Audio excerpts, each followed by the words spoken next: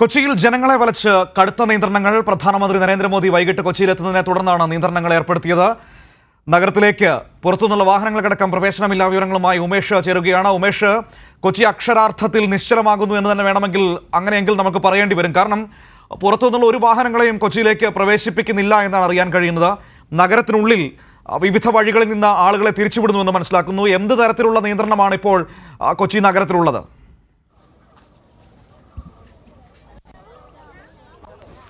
മനു, കടുത്ത നിയന്ത്രണങ്ങളാണ്. കാരണം പ്രധാനമന്ത്രി വരുന്ന കണക്കിലെടുത്ത് വലിയ സുരക്ഷ ഇവിടെ ഏർപ്പെടുത്തിയിരിക്കുന്നു. സുരക്ഷയുടെ പേരിൽ വലിയ തരത്തിലുള്ള ഗതാഗത നിയന്ത്രണങ്ങൾ, ഒരുപക്ഷെ മുൻപ് കൊച്ചി കാണാത്ത വിധത്തിലുള്ള വലിയ നിയന്ത്രണങ്ങൾ ഉണ്ടെന്ന് തന്നെ പറയാം. കാരണം ഇന്നും നാളെയും ഈ കടുത്ത നിയന്ത്രണങ്ങൾ തുടരുന്നു എന്നുള്ളതാണ്. ഇന്നിപ്പോൾ ഉച്ചയ്ക്ക് 2 മണി മുതൽ ആരംഭിച്ചതാണ് നിയന്ത്രണങ്ങൾ. ഇന്ന് മുഴുവനായും ആ നിയന്ത്രണം തുടരും. നാളെ പുലർച്ചെ 3 മണി മുതൽ നാളെ ഉച്ചയ്ക്ക് 1 മണി വരെയും ഉച്ചവരെയും ഈ നിയന്ത്രണം തുടരും എന്നാണ് പോലീസ് ഉദ്യോഗസ്ഥർ അറിയിച്ചിട്ടുള്ളത്.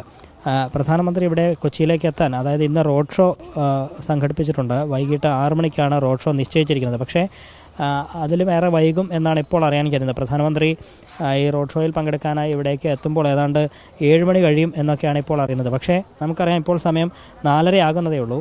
മണിക്കൂറുകൾക്ക് മുമ്പേ നഗരം മുഴുവൻ എല്ലായിടത്തും ബാരിക്കേഡ് വെച്ച് അടച്ചിട്ടിരിക്കുകയാണ്.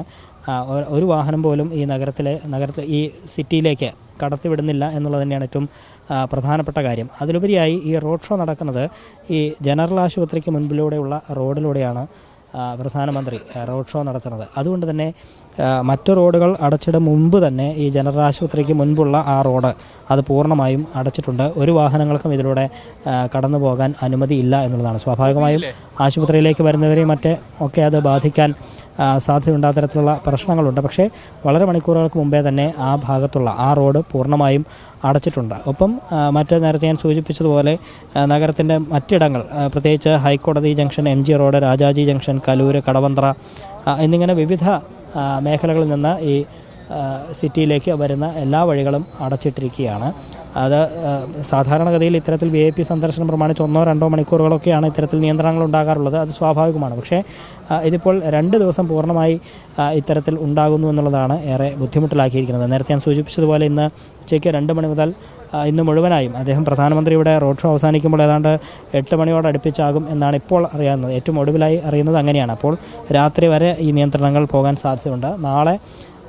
നാളത്തെ നിയന്ത്രണത്തിന് പ്രത്യേകതയുണ്ട്. അത് പുലർച്ചെ 3 മണി മുതൽ അത്തരത്തിലുള്ള നിയന്ത്രണങ്ങൾ തുടങ്ങുന്നു എന്നുള്ളതാണ്. നാളെ പുലർച്ചെ 3 മണി മുതൽ ഉച്ചവരെ ആ നിയന്ത്രണങ്ങൾ, അതായത് പ്രധാനമന്ത്രി ഇവിടെ കൊച്ചിയിൽ നിന്ന് ഡൽഹിയിലേക്ക് മടങ്ങും വരെ ആ നിയന്ത്രണങ്ങൾ അതേപടി തുടരാൻ തന്നെയാണ് ഇപ്പോൾ തീരുമാനിച്ചിരിക്കുന്നത്.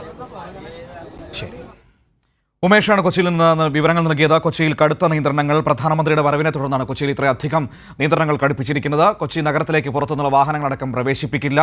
നാളെ പ്രധാനമന്ത്രി പോകുന്ന സമയം വരെ ഈ നിയന്ത്രണങ്ങൾ ഇങ്ങനെ തന്നെ തുടരുമെന്നാണ് നമുക്ക് മനസ്സിലാക്കാൻ വേണ്ടി കഴിയുന്നത്. വിവരങ്ങളാണ് ഉമേഷ് നൽകിയത്.